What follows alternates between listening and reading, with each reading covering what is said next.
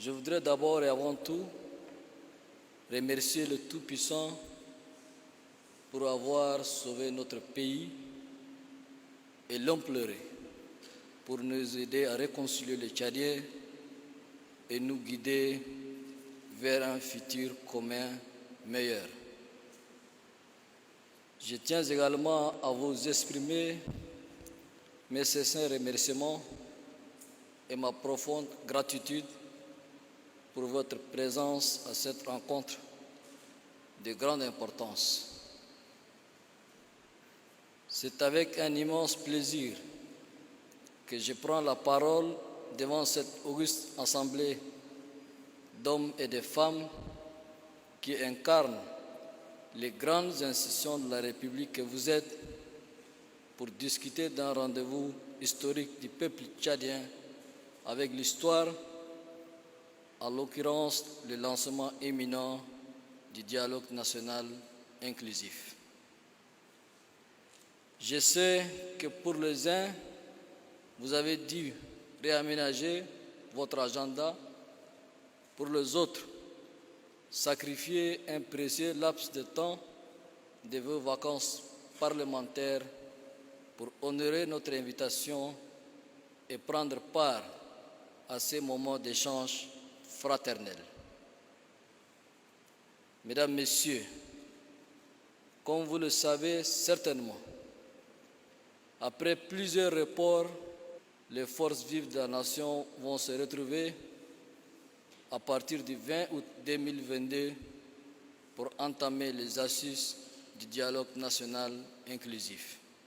Le compte à rebours a donc commencé et le contenu est à pied d'œuvre pour fixer les derniers réglages en vue de tenir la date du 20 août 2022 pour le début effectif des travaux du dialogue national inclusif.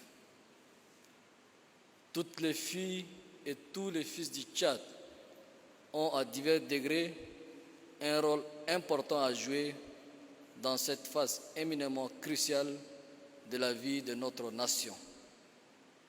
Chacun doit, à juste titre, jouer pleinement sa partition pour que l'histoire retienne notre contribution individuelle et collective à l'œuvre de construction d'un Tchad de dialogue, de paix et de stabilité.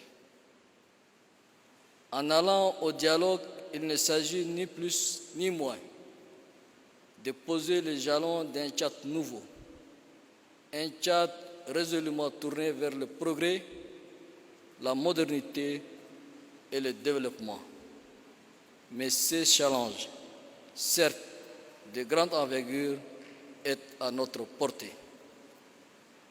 C'est pourquoi il faut que chaque Tchadienne et chaque Tchadien prenne la pleine mesure de cette opportunité de nouveau départ pour notre pays et soit résolu à gagner le pari.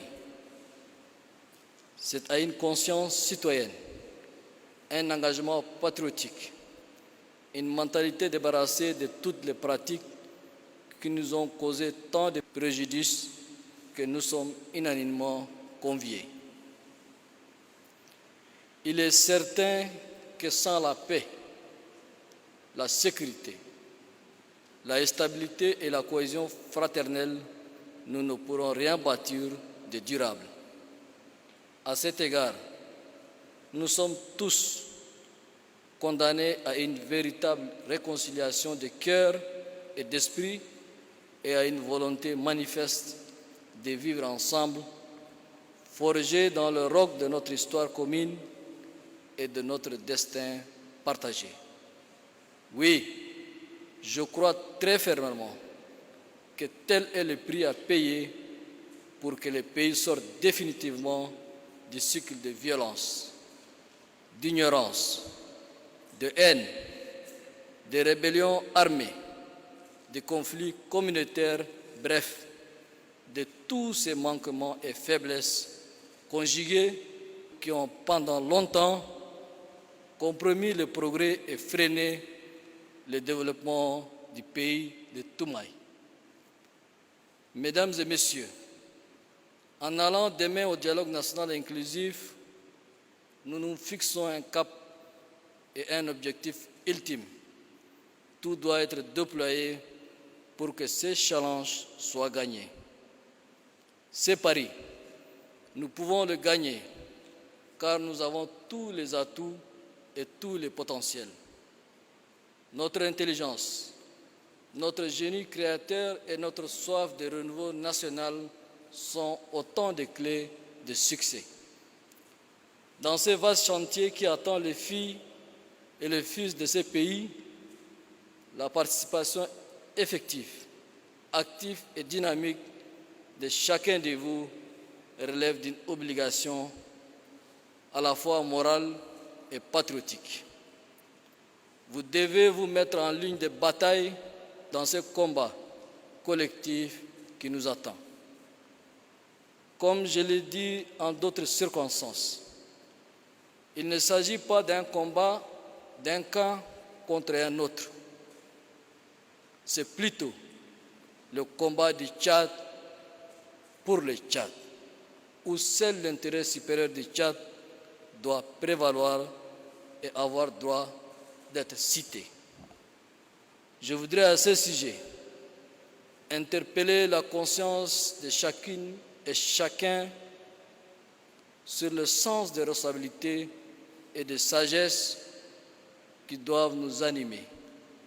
Nos différences en termes d'appartenance politique, confessionnelle ou communautaire doivent plutôt être une source de richesse pour la nation, une nation plurielle.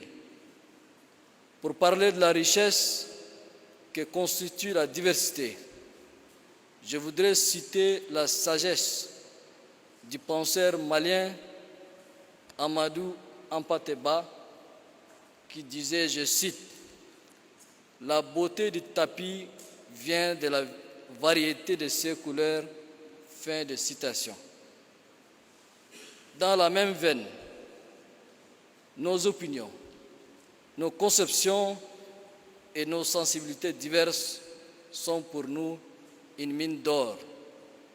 Elles sont un élément indispensable pour enrichir le débat démocratique que nous appelons tous de nos vœux.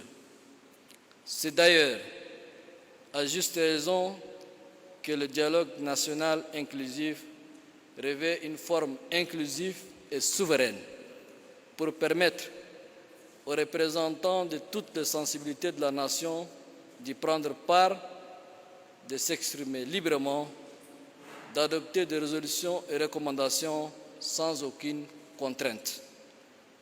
Je tiens à rappeler que rien au plan juridique ne m'obligeait à organiser ces dialogues, mais j'ai décidé en mon âme et conscience que c'était la voie idéale pour rechercher la paix sociale, l'harmonie nationale pour bâtir un Tchad nouveau, réconcilié avec lui-même.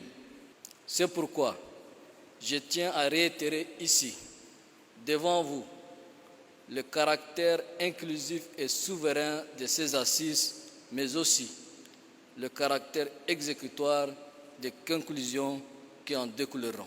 Mesdames, Messieurs, je ne vais pas davantage m'appesantir sur la question car je suis persuadé que nous avons tous pris la mesure du chantier historique qui nous attend.